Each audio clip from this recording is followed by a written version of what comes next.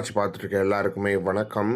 இன்னைக்கு முதலமைச்சர் விஜய் அவர்களுக்கு பிறந்த நாள் அப்படின்றது ஒரு முக்கியமான விஷயமா இருக்கு. எனவே முதலமைச்சர் விஜய் அவர்களுக்கு தமிழக ஆட்சி சார்பாக வாழ்த்துக்களை தெரிவிச்சுக்கிறோம். இந்த நிலையில முதலாளா சீமான் அவர்கள் காலையிலேயே அவரோட வாழ்த்துக்களை போட்டுட்டாரு அப்படின்றது தான் ஒரு முக்கியமான விஷயம். அதில் அவர் சொல்லும்போது, தமிழக வெற்றி கழகத்தின் தலைவரும் மாண்புமிகு தமிழ்நாடு முதல்வரான விஜய் அவர்களுக்கு என்னுடைய உளப்பூர்வமான பிறந்தநாள் வாழ்த்துக்கள். உங்களுடைய பொது வாழ்க்கைக்கான செயல்பாடுகளும் அரசியல் பணிகளும் சிறக்கட்டும் அப்படின்னு அவரோட வாழ்த்துக்களை முடிச்சிருக்காரு அப்படின்றது ஒன்று இருக்கு. சீமான் அவர்கள் எல்லா விஜய் அவர்களோட பிறந்த நாளைக்கு முதல் ஆளா வாழ்த்துக்கள் தெரிவிச்சிருவாரு அப்படின்றது ஒண்ணு இருக்கு. அதே மாதிரி இவங்க ரெண்டு பேருக்குள்ள அரசியல் சண்டைகள் இருக்கலாம். சீமான் அவர்கள் முதல் முறையா ஒரு மேடை ஏறாரு அப்படின்னா விஜய் அவர்கள் என்னென்ன பண்ணாரு, முதலமைச்சர் எவ்வளவுக்கு எவ்வளவு விமர்சிக்கணுமோ அவ்வளவுக்கு எவ்வளவு விமர்சிச்சாரு அப்படின்றது ஒண்ணு இருக்கு. ஆனா விஜய் அவர்கள் முதல் முறையா முதலமைச்சர் ஆனவனே சீமான் அவர்களை தான் பார்க்க வந்தாரு அப்படின்றதும் ஒண்ணு இருக்கு. எனவே இந்த மாதிரியான விஷயங்கள் தொடர்ந்து நடந்துட்டு வந்துட்டு இருக்கு. இவங்க ரெண்டு பேரும் நண்பர்களாகவும் அண்ணன் தம்பிகளாகவும் இருக்காங்க அப்படின்றது ரொம்ப கிளியரா தெரியுது. எனவே சீமான் அவர்கள் பிறந்தநாள் வாழ்த்துக்கள்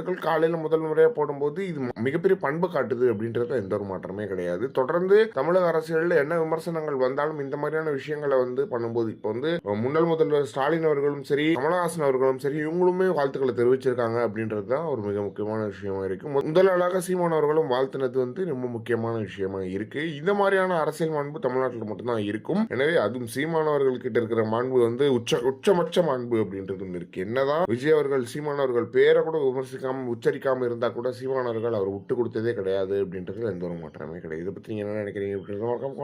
சொல்லுங்க.